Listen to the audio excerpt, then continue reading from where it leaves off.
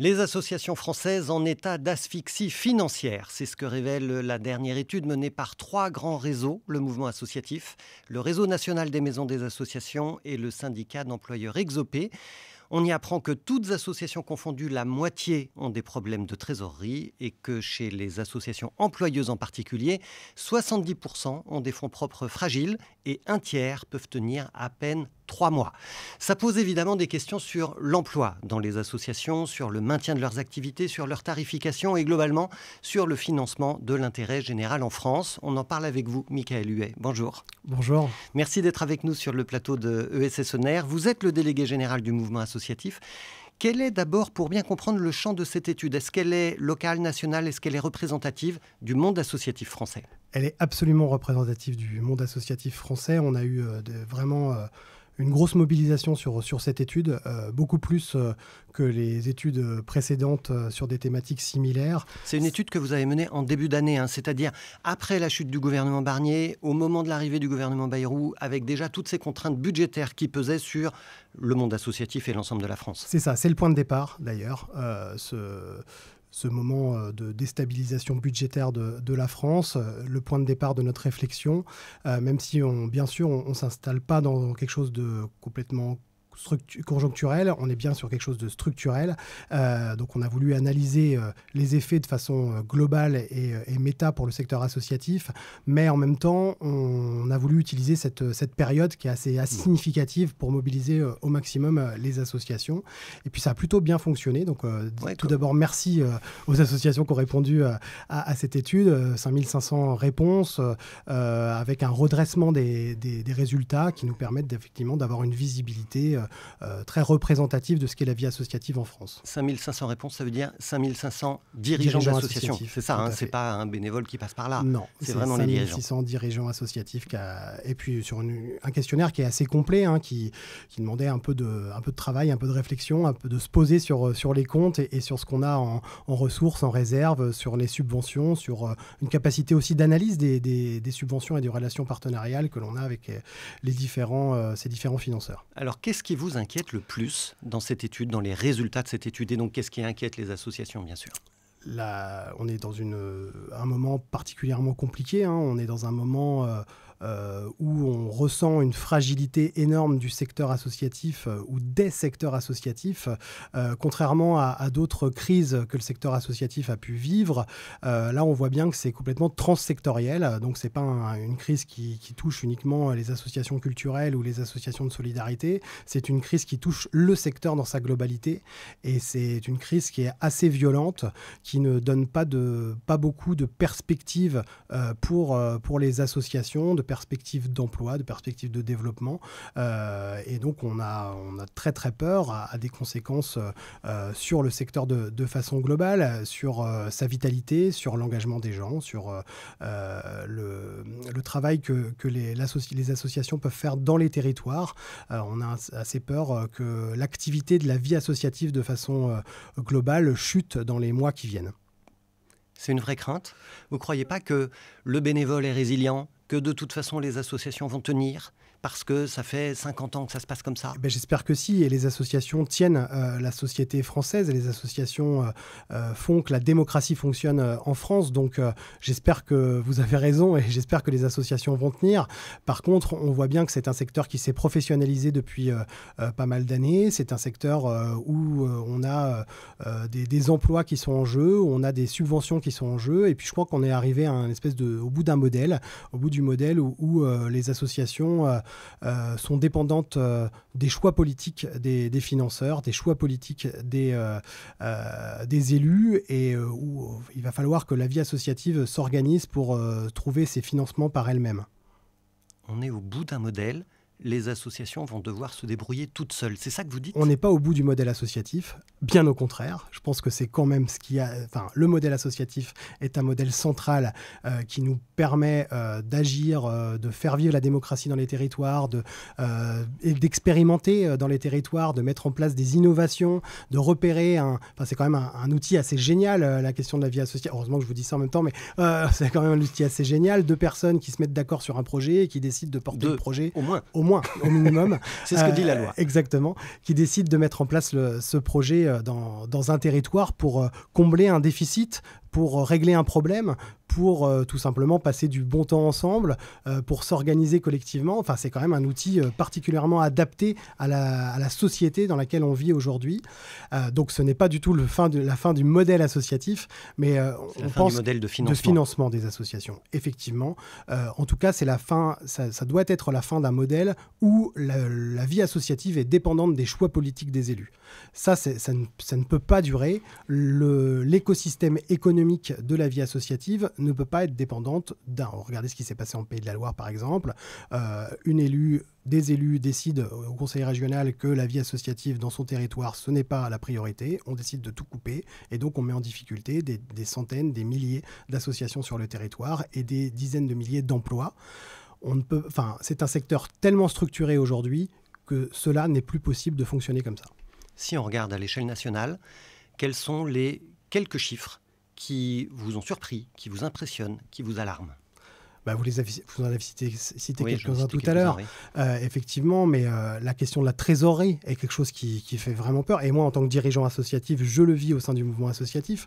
C'est-à-dire qu'on a un déficit de trésorerie dans les associations. La trésorerie diminue de plus en plus. Le versement tardif des subventions par l'État lié au décalage du PLF vient tirer encore un petit peu plus sur les trésoreries. Donc même si ce n'est pas quelque chose qui fait basculer complètement la trésorerie des associations, bien, on vient les tendre encore un peu plus. Des trésoreries qui étaient déjà tendues, on est sur des modalités une tension qui existe depuis quand même pas mal d'années. Une évolution liée à la marchandisation aussi de la vie associative. Pour que notre public comprenne bien, une association qui a une courte visibilité en termes de trésorerie, votre étude dit la plupart ont 3 mois de trésorerie d'avance. Ouais, moins de 3 mois. Pour comparer, une start-up, une entreprise qui se porte plutôt bien, elle a au moins 6 mois de trésorerie. C'est-à-dire, si les choses tournent mal, on peut payer les salaires pendant 6 mois et financer l'activité pendant 6 mois. Les assos, c'est seulement 3 mois. Et 3 mois, ça passe très très vite. Si on est au mois de juin, vous ajoutez juillet, août où il ne se passe pas grand-chose, on est déjà à la rentrée de septembre. La catastrophe, elle nous pend au nez. C'est-à-dire que, le versement d'une seule subvention ou d'une seule prestation ou d'un prélèvement qui se ferait un peu en décalé sur les charges sociales, par exemple, pour une association, peut mettre l'association dans le rouge.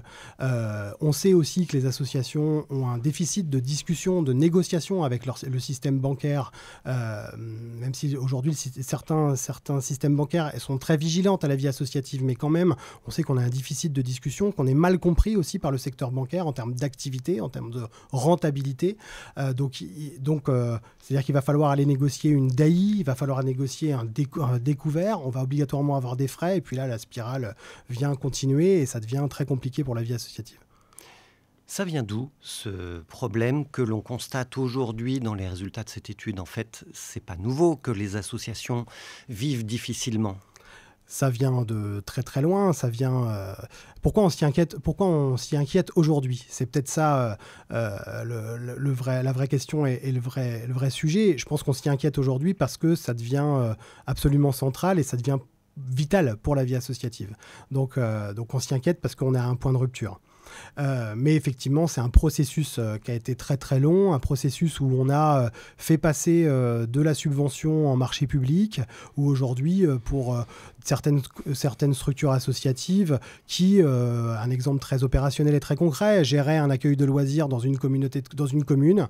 La communauté de communes reprend la compétence gestion de l'accueil de loisirs, elle va mettre en place un marché public, et puis l'association qui gérait son petit accueil de loisirs depuis 10 ans va se faire reprendre son accueil de loisirs par une autre structure, alors qu'elle soit associative ou non, et derrière, on voit que cette association va perdre ses ressources. Donc on est sur des modalités comme ça, qui existent vraiment dans souvent, ce genre d'exemple que vous citez, l'injonction, elle est réglementaire, et elle vient très souvent de l'Union européenne, avec des décisions de modèles de fonctionnement et de financement qui s'imposent à chaque État. Et la France, bien sûr, décline les directives européennes. Je ne suis pas tout à fait d'accord avec vous. D'accord. Non, je ne suis pas tout à fait d'accord avec vous. On peut faire autrement. Je pense qu'on peut faire autrement. Et effectivement, la circulaire Valls de 2014 dit que le financement des associations doit passer par la subvention. Et elle doit passer par une subvention même pluriannuelle.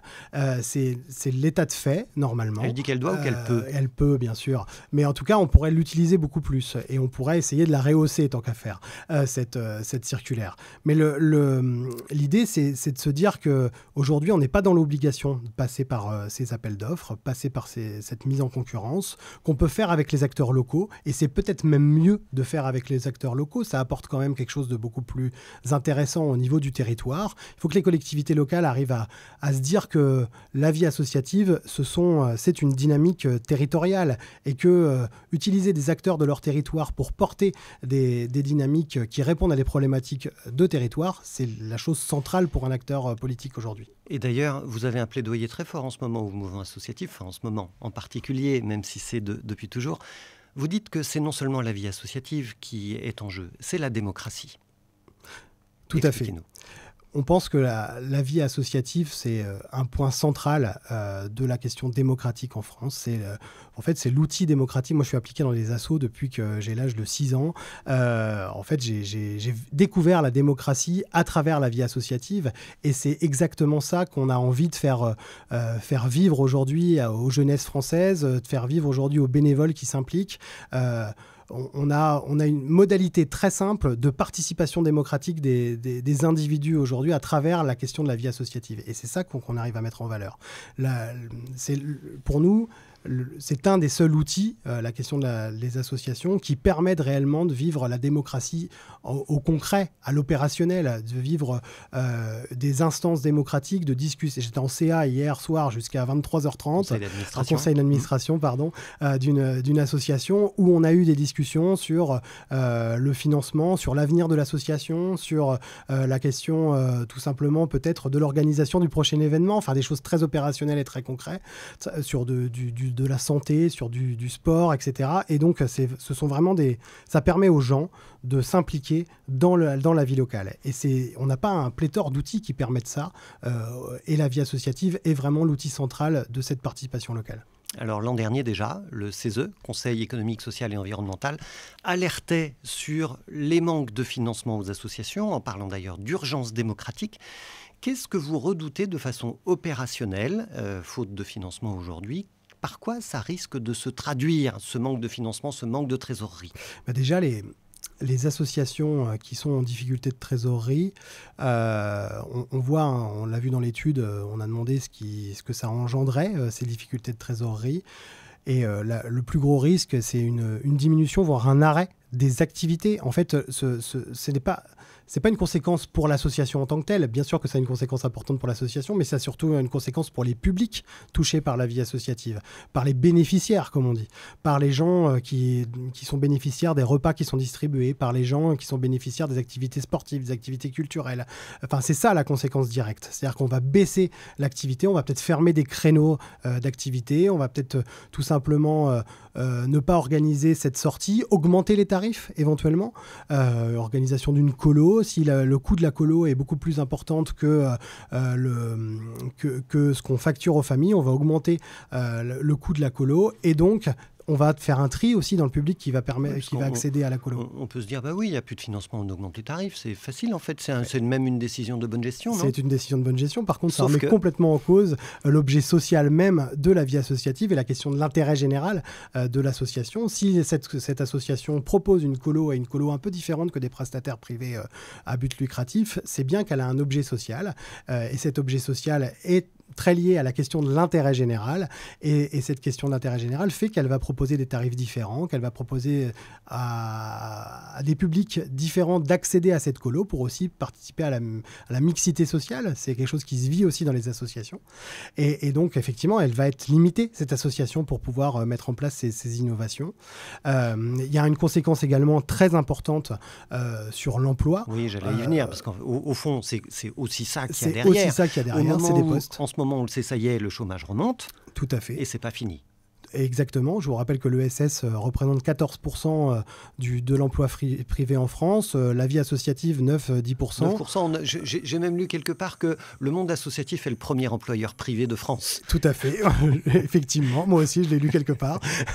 C'est vrai qu'on pourrait dire ça. Et effectivement, c'est le cas. Et donc, on a on a aujourd'hui un vrai problème sur les salariés. C'est-à-dire que les associations sont en difficulté pour se projeter, pour payer leurs salariés, pour éventuellement mettre en place des projets sur lesquels ils sont engagés à mettre en place auprès de leurs adhérents. Ça, c'est vraiment le principal souci. Aujourd'hui, on peut remettre en cause des dizaines et des dizaines de salariés, des dizaines et des dizaines de milliers de postes salariés dans les associations en France. Le syndicat Exopé, qui est donc l'un des co-auteurs de l'étude, parle de 186 000... Non, c'est l'UDES, pardon, ouais. Qui parle de 186 000 emplois menacés dans le monde de l'économie sociale et solidaire. Exactement. C'est considérable. C'est énorme. Et donc, dont une grosse partie dans les associations et pas dans les grosses associations nationales. On est aussi dans les associations petites, à côté de chez vous.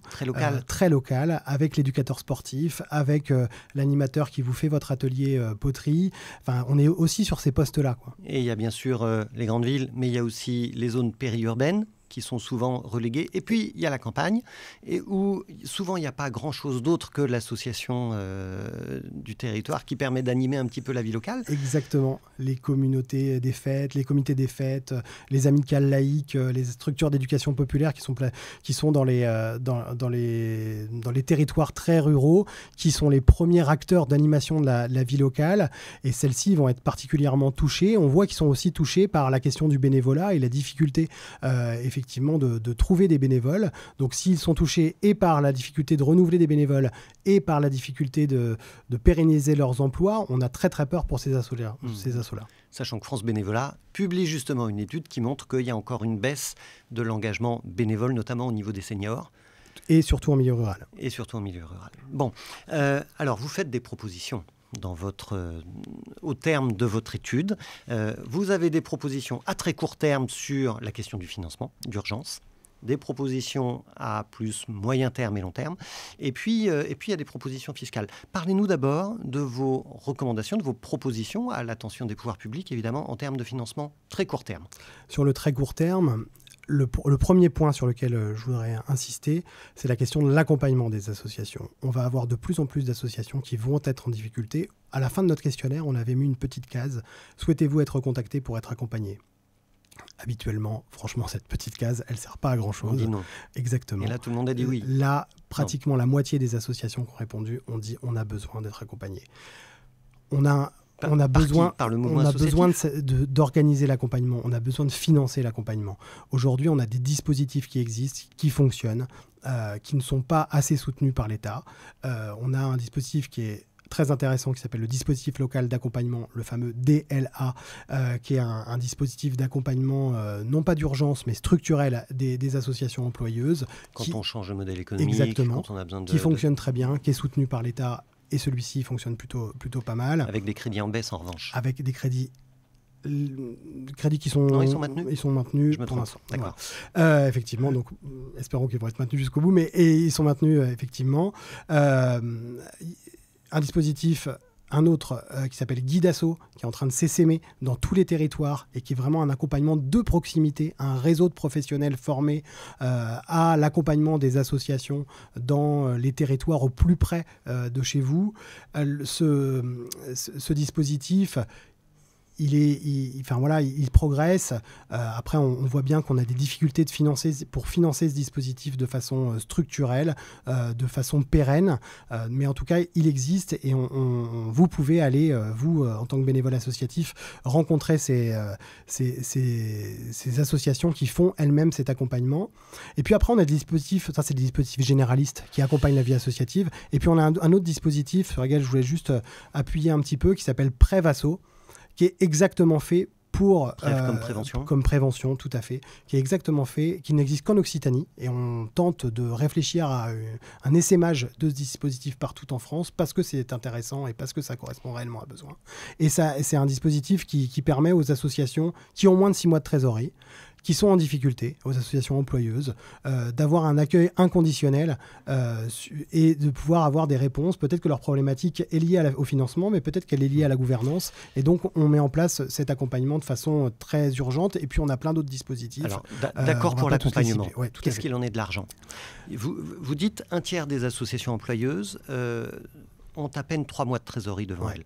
Un tiers, c'est une moyenne. Il y en a quelques-unes qui ont moins de 3 mois de trésorerie. L'urgence, elle est pour demain matin.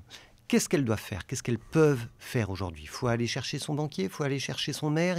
Qu'est-ce qu'on peut faire? À mon avis, il faut absolument cocher toutes les cases et aller mobiliser tout le monde. Effectivement, il faut d'abord peut-être essayer de discuter avec la collectivité territoriale et l'État en disant que on a peut-être besoin d'une avance beaucoup plus importante de sa subvention. On a peut-être besoin de passer à une subvention pluriannuelle pour avoir de la lisibilité. Et ça, c'est vraiment quelque chose qu'on doit porter. Ça vient d'ailleurs du rapport du CESE. Portons la subvention pluriannuelle pour les associations.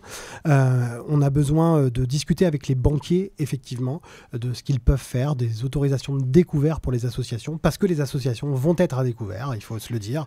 Et donc, on a besoin d'aller négocier avec eux. On a besoin de négocier des dispositifs particuliers. Je pense à la DAI notamment, qui permet d'avoir une espèce d'avance sur des subventions signées. Voilà, on a besoin de multiplier. C'est pas une solution, c'est une multitude de solutions. Et on a besoin d'appui politique, effectivement, d'aller solliciter les élus locaux. Et on a des banques dans le secteur de l'économie sociale et solidaire qui sont peut-être un peu plus à l'écoute, mais elles ne sont pas toutes à l'écoute non plus, hein. On ne va pas se mentir. Alors, on a des banques dans l'économie sociale et solidaire qui sont quand même beaucoup plus à l'écoute que d'autres banques. Ça, c'est quelque chose d'important aussi pour la vie associative. Choisissez bien vos interlocuteurs. Choisir une banque, c'est très important. Choisir une banque de l'ESS, c'est peut-être un peu mieux.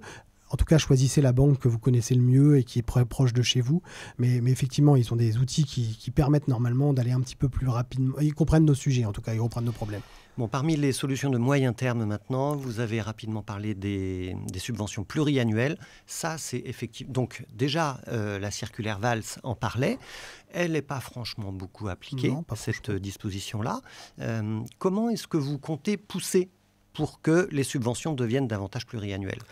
Il faut qu'on travaille avec nos élus, il faut qu'on travaille avec nos parlementaires sur ce sujet, il faut qu'on travaille avec nos sénateurs sur ce sujet. Il faut vraiment rehausser cette obligation, avoir quelque chose de beaucoup plus doctrinaire. Mais en même temps, vous voyez bien les budgets publics des mairies, des conseils régionaux aujourd'hui, comment peuvent-ils s'engager sur 3 ans alors qu'eux-mêmes ne savent pas à quoi va ressembler la loi de finances de l'année prochaine? Oui, c'est effectivement un vrai souci. Par contre, c'est bien un choix politique de ces collectivités territoriales, effectivement. S'ils priorisent plus sur la vie associative que sur autre chose, du coup, la vie associative sera priorisée. Donc, c'est bien... moi, je fais appel au choix politique des élus territoriaux. Effectivement, ils ont des contraintes et on ne nie pas du tout les contraintes, mais il faut remettre ce qu'est l'ESS et la vie associative au cœur des problématiques de la société aujourd'hui. Est-ce que ça ne doit pas être une priorité pour nos élus ? Parmi les autres solutions de moyen terme que vous préconisez, il y a la remise en question, je vais le traduire comme ça, de la notion d'appel à projet. Parce que l'appel à projet, impulsé par une collectivité publique, met les associations en concurrence finalement. Alors c'est plus généralement la mise en concurrence que l'appel à projet. En fait, on a la question de l'appel à projet est assez complexe. Un appel à projet, tout dépend comment il est rédigé. En fait, ce qu'on veut porter, c'est la question de l'initiative associative. C'est laisser le choix à l'association de porter l'action qu'elle souhaite et l'action qui lui paraît, elle, la plus pertinente pour répondre à un besoin dans la collectivité, dans le territoire. Donc, à partir du moment où on a un appel à projet extrêmement restrictif qui dit vous devez faire ça, qui s'apparente pratiquement à du marché public, vous devez faire ça à tel moment et... du coup, on ne laisse plus l'initiative associative, on ne laisse plus la liberté associative à l'association d'agir comme elle le souhaite, avec les moyens qu'elle le veut, et de réfléchir dans son conseil d'administration à quelle solution elle peut apporter au territoire. Et c'est ça qu'on remet en cause. Et effectivement, les conséquences de ça, c'est la mise en concurrence entre des acteurs publics, entre des acteurs associatifs, entre des acteurs privés. Et donc, effectivement, de temps en temps, la vie associative ne fait pas le poids quand elle est avec un acteur public, un acteur privé lucratif. Elle n'arrive pas à argumenter autant, elle n'a pas d'aussi belles plaquettes, etc. Et elle inspire moins confiance parce qu'elle a moins de fonds propres, moins de trésorerie. Bien sûr. Alors, il y a les appels à projets qui sont en général assez ciblés. Et puis, plus largement, il y a les marchés publics, vous avez cité cette expression, les marchés publics. Comment vous regardez la fabrication des marchés publics au mouvement associatif ? On pense qu'on pourrait faire autrement. Que mettre la question européenne en avant et mettre la question de la réglementation en avant et de temps en temps, moi je le vois même dans mes expériences personnelles, d'engagement personnel, des initiatives associatives se sont transformées en marché public quelques années derrière, et là il y a un problème. C'est-à-dire que et c'est très bien que la vie associative participe à la création des politiques publiques et au contraire, c'est une vraie fonction importante de la vie associative. Mais quand une association innove et qu'elle met en place un projet dans un territoire et que celui-ci change de partenaire quelques années plus tard, puisqu'on a fait appel à un marché public, on a un problème de fonctionnement dans notre pays. Dernière piste globale que vous proposez, c'est la piste de la fiscalité. Oui. Quelles sont vos préconisations en matière de fiscalité associative ? Alors, il y en avait une autre juste avant, si je peux me permettre, parce que je trouve qu'elle est assez centrale, et centrale avec le début de mes propos, c'est-à-dire qu'il faut recréer un autre système de financement. C'est la création d'on ne sait pas quoi pour l'instant, mais du coup un dispositif de financement beaucoup plus partagé. Ça, c'est vraiment une proposition du CESE, de financement beaucoup plus partagé dans les territoires ou au niveau national, de fonds thématisés. Enfin, en tout cas, il faut qu'on arrive à réfléchir à d'autres fléchages, d'autres circuits de financement de la vie associative. Et ça, je pense que c'est l'élément un peu central de notre dispositif. Mais ça marcherait comment ? Eh bien, pour l'instant, on n'en est qu'à la phase de l'expérimentation, on n'en est qu'à la phase de la réflexion, mais on sait qu'il y a des collectivités locales ou des contravilles qui expérimentent déjà ces choses-là, c'est-à-dire qu'ils mettent tout le monde autour de la table. Quels exemples une espèce de conférence de financeurs, des associations ou des structures de l'ESS dans un territoire, la ville de Rennes par exemple, qui met en place des espèces de commissions, et c'est les associations elles-mêmes et les acteurs du territoire, plus que les associations, qui viennent participer à la réflexion sur le financement et l'impact des actions qui sont financées dans le territoire. Il y a quelque chose à jouer là-dessus, sur vraiment la place de chacun et la participation de chacun dans le financement associatif. Alors, ça ressemble énormément à la conférence des financeurs qui se déroule cet après-midi à Bercy. Donc, à l'heure où nous enregistrons cette émission, la conférence des financeurs n'a pas eu lieu. Quand vous la regarderez, elle aura eu lieu. Qu'est-ce que vous attendez de cette conférence sous l'égide de la ministre de l'économie sociale et solidaire, qui va réunir différentes catégories de financeurs, privés, publics, privés, des investisseurs. Qu'est-ce que vous attendez d'une telle réunion ? Parce que vous y serez, Michaël Huet. Oui, tout à fait. J'y serai avec la présidente du mouvement associatif, Claire Toury, tout à l'heure. Déjà, c'est important que l'État et la ministre aient pris conscience qu'il y avait une urgence à réunir une conférence des financeurs de l'ESS. Donc ça, c'est le premier élément. C'est quelque chose de très important et très central aujourd'hui. On va avoir un état des lieux des différents secteurs de l'économie sociale et solidaire en termes économiques, et c'est très important qu'on puisse partager cet état des lieux, partager avec les différents ministres qui seront présents, avec les différents acteurs, au moins qu'on ait des données qui soient similaires. On a un vrai problème au sein de la vie associative et au sein de l'ESS, c'est la question de la donnée, la question de ce que l'on représente, la question de qui nous sommes et comment on agit. Donc on a cité quelques chiffres tout à l'heure. On en est encore là ? Je pense, franchement. Que vous représentez, vous, la moitié des associations françaises, quand vous sortez une étude avec des chiffres très précis sur la situation financière des associations. Mais moi, monsieur, quand je dis que je bosse dans une association, on me demande si je suis payé. On me demande si je ne suis pas bénévole. Oui, on ne sait pas, l'association, c'est quand même un machin un peu hybride. Exactement. Où il y a des bénévoles et des salariés. Il faut que ça reste ça. Il faut que ça reste ça. Il faut que ça reste un truc un peu hybride et qui s'adapte aux besoins. Et ça, c'est très important que ça reste. Mais du coup, on a quand même un déficit de reconnaissance et de connaissance de ce qu'est la vie associative en France. Donc je pense qu'un des objectifs pour nous, c'est celle-ci. Puis après, derrière, il va falloir que l'État propose des choses un peu plus concrètes, des choses qui ont de l'impact, des choses sur la pluriannualité des subventions, des choses sur la question du modèle, sur la question des délais de paiement des collectivités locales ou de l'État. Enfin, il va falloir qu'on travaille sur des éléments très opérationnels. Vous attendez des réponses de ce type-là de la conférence des financeurs de cet après-midi ? Alors, je ne sais pas si ça sera cet après-midi les réponses, pas tout de suite, mais effectivement, je m'attends à qu'on puisse construire ces réponses avec l'État dans les prochaines semaines, effectivement. Et puis l'État, c'est lui qui décide de la fiscalité. et l'État, c'est lui qui décide de la fiscalité. Qu'est-ce que vous attendez en matière fiscale? Et on terminera l'émission là-dessus. En termes fiscaux, il y a quelque chose qui n'est pas tout à fait juste au sein de l'ESS et plus particulièrement de la vie associative, c'est la question de la taxe sur salaire. Donc les associations employeuses, à partir tous les employeurs payent la taxe sur les salaires. Tout à fait. Mais on pourrait imaginer un système de défiscalisation pour les structures d'intérêt général qui portent des salariés, et ce serait vraiment un élément qui donnerait un coup de souffle très important, mais vraiment très important à ces associations employeuses. C'est celles-ci qui peinent le plus aujourd'hui, réellement. Et donc qu'est-ce qui justifierait un régime dérogatoire comme celui-là vis-à-vis des autres employeurs de France? La question de l'intérêt général, la question du fait qu'on agit pour l'intérêt général. Il y a déjà un régime dérogatoire à partir de certains seuils. Rehaussons les seuils, travaillons collectivement, mettons ce sujet sur la table pour travailler sur des pistes de cette exonération. Et puis, effectivement, il y a un vrai intérêt pour tout l'ESS à travailler sur cette piste-là, et plus particulièrement sur la vie associative. Merci beaucoup, Michaël Huet, d'avoir été l'invité de Mediatico, l'invité dans notre émission ESS On Air. Si vous avez aimé cette émission, évidemment, vous nous le dites, vous vous abonnez à notre chaîne YouTube, vous vous abonnez à la newsletter de Mediatico ou à Mediatico tout court. Merci à Impact Production pour les moyens techniques qui ont été développés. Et puis, bien sûr, on se retrouve très vite pour une autre émission ESS On Air sur Mediatico, le média qui replace l'économie sociale et solidaire au cœur de l'actualité.